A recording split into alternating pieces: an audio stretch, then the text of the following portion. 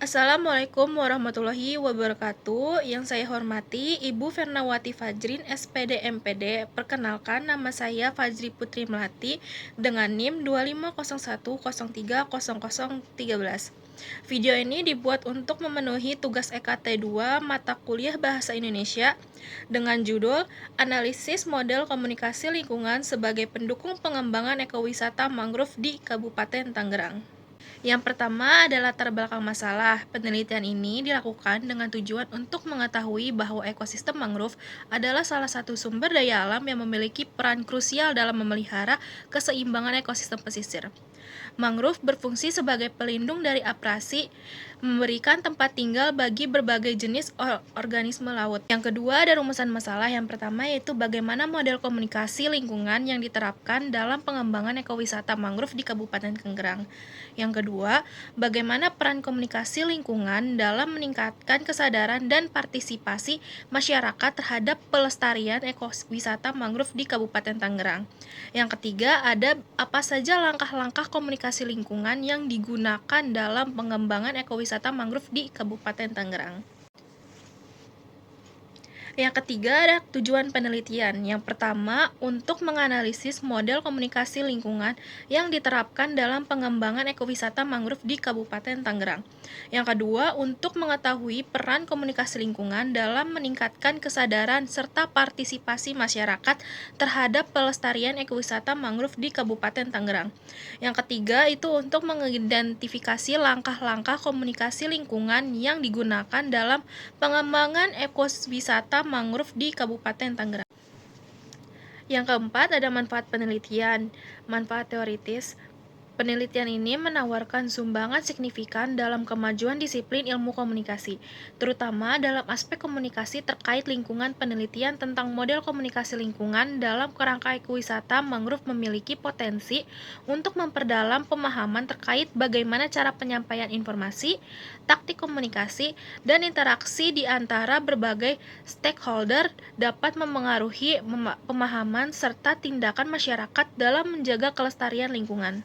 Kemudian ada manfaat praktis. Penelitian ini memberikan keuntungan langsung bagi berbagai pihak yang terlibat dalam pengembangan ekowisata mangrove di Kabupaten Tangerang. Untuk pemerintah daerah, temuan penelitian bisa dijadikan panduan dalam menyusun strategi komunikasi lingkungan yang lebih efisien. Selanjutnya, di sini saya akan menjelaskan apa itu komunikasi lingkungan. Komunikasi lingkungan dapat diartikan sebagai suatu rencana dan strategi dalam proses komunikasi serta media yang bertujuan untuk meningkatkan aktivitas dalam penyusunan kebijakan, partisipasi masyarakat, dan pelaksanaannya dalam konteks lingkungan. Dari sudut pandang OEPN, kita dapat melihat bahwa komunikasi lingkungan merupakan elemen yang terjalin dalam susunan kebijakan. Lebih lanjut, Robert Cox dalam karyanya yang berjudul Environmental Communication and the Public Sphere menyatakan bahwa komunikasi lingkungan berfungsi sebagai alat pragmatis dan konstitutif untuk meningkatkan pemahaman masyarakat tentang lingkungan, layaknya interaksi kita dengan alam semesta. Selanjutnya ada peran komunikasi. Yang pertama, meningkatkan kesadaran lingkungan. Percakapan memiliki peranan vital dalam menyampaikan data mengenai signifikasi ekosistem mangrove, keuntungan bagi alam dan komunitas, serta efek dari kerusakan yang terjadi pada mangrove. Yang kedua, ada mendorong partisipasi masyarakat. Melalui metode komunikasi yang jitu seperti penyuluhan, kampanye publik, platform media sosial, dan pertemuan warga, masyarakat setempat didorong untuk aktif berkontribusi dalam pengelolaan, pelestarian, dan pengembangan wisata berbasis mangrove. Lalu yang selanjutnya ada langkah-langkah yang diterapkan. Yang pertama, penelitian.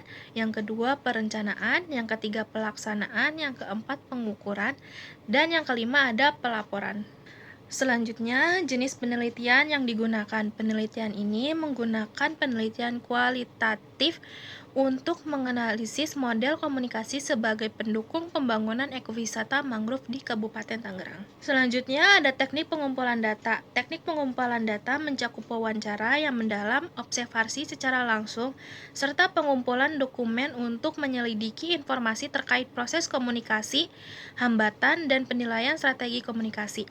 Data yang sudah dikumpulkan akan dianalisis lewat pengurangan data, penyajian dalam bentuk narasi atau tabel, serta penarikan kesimpulan berdasarkan teori terkait strategi komunikasi. Selanjutnya ada sumber data. Yang pertama ada data primer. Data primer diperoleh secara langsung dari lapangan melalui wawancara dengan pengelola ekowisata mangrove, masyarakat sekitar, serta pihak terkait. Selain itu, data dikumpulkan melalui observasi terhadap langkah-langkah komunikasi lingkungan dan dokumentasi kegiatan yang dilakukan. Yang kedua itu ada data sekunder. Data sekunder diperoleh dari buku, jurnal ilmiah, penelitian terdahulu, serta dokumen resmi dan sumber daring yang berkaitan dengan komunikasi lingkungan dan pengembangan ekowisata mangrove. Sekian pemaparan kerangka proposal ilmiah saya, kurang lebihnya mohon maaf. Wassalamualaikum warahmatullahi wabarakatuh.